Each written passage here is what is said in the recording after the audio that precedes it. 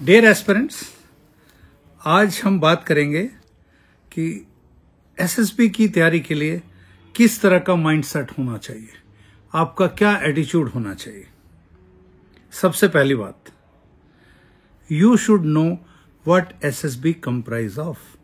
SSB में कौन कौन से टेस्ट हैं और उसमें क्या टाइम लिमिट है, क्या ड्यूरेशन है, आपसे किस चीज की उम्मीद की जाती है। अगर आपको ये नहीं मालूम तो आपकी तैयारी सही दिशा में नहीं हो सकती है। आप डिटेल में जाइए कि किस तरह के टेस्ट हैं।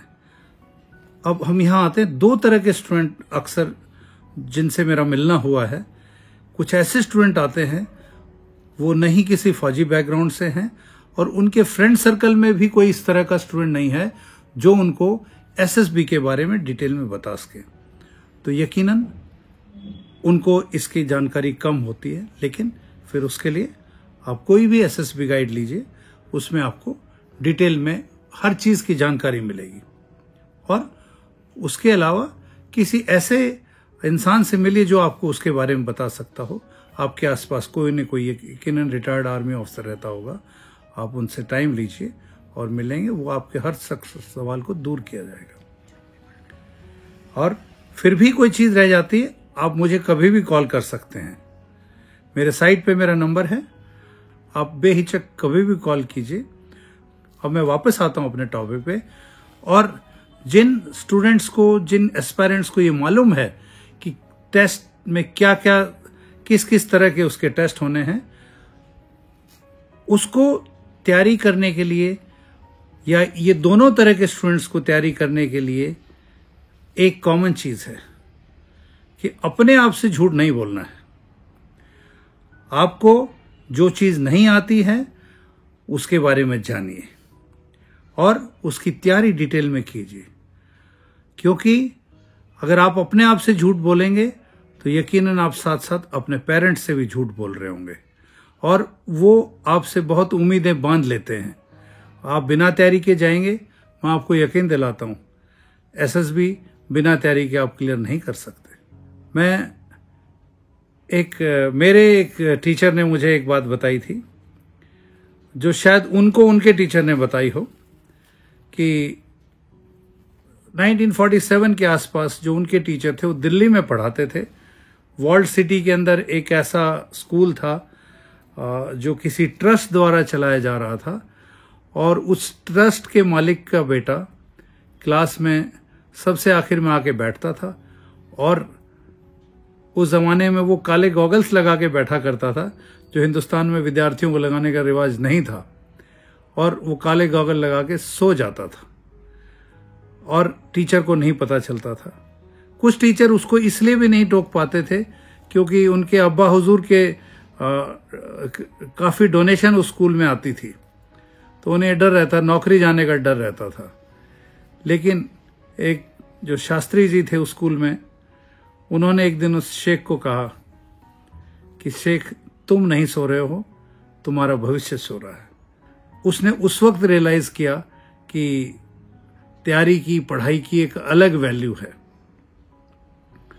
इसलिए अपने आप को कभी अंधेरे में नहीं रखना है, अपने आप से झूठ नहीं बोलना है, क्योंकि फिर आप पेरेंट्स से झूठ बोलेंगे और जब नहीं सेलेक्ट होता है कोई कैंडिडेट तो उससे पेरेंट्स की उम्मीदें टूटती हैं। आपको पता होना चाहिए कि आपकी कम्युनिकेशन स्किल अच्छी नहीं है। आपको ये पता होना चाहिए कि आपका नॉलेज करंट अफेयर्स का, नेशनल या इंटरनेशनल का कमजोर है। आपको पता होना चाहिए कि आप फिजिकली उतने फिट नहीं हैं जो कि आप जीटीओ टास्क में, इंडिविजुअल ऑब्स्टिकल या ग्रुप ऑब्स्टिकल्स में आप अच्छा परफॉर्म कर सकें। इसके लिए आपको फिजिकल फिटनेस की तैयारी करनी पड़ेगी।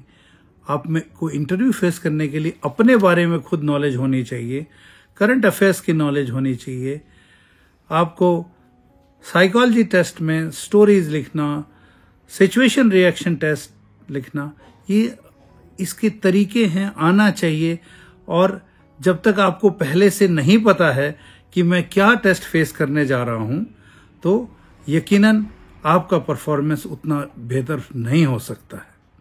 मैं एक और चीज सभी कैंडिडेट्स को बताना चाहता हूं कि आपके जो 12th के मार्क्स हैं या जो ग्रेजुएट्स जो IMA, OTA या टेक्निकल एंट्री जिस किसी के लिए भी ट्राई कर रहे हैं, आपके क्लास के जो परसेंटेज है उसका SSB क्लियर करने से कोई संबंध नहीं है।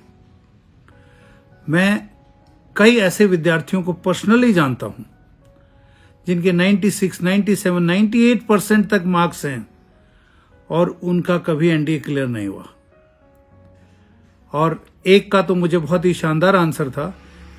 मैंने उससे कहा कि तुमने तैयारी की? बोला सर हम तो हमेशा अव्वल ही रहे थे क्लास में, हमें तैयारी की क्या जरूरत थी, मेरे तो 97% मार्क्स आते थे, मुझे भी तैयारी की जरूरत है क्या? But then I had answer for it.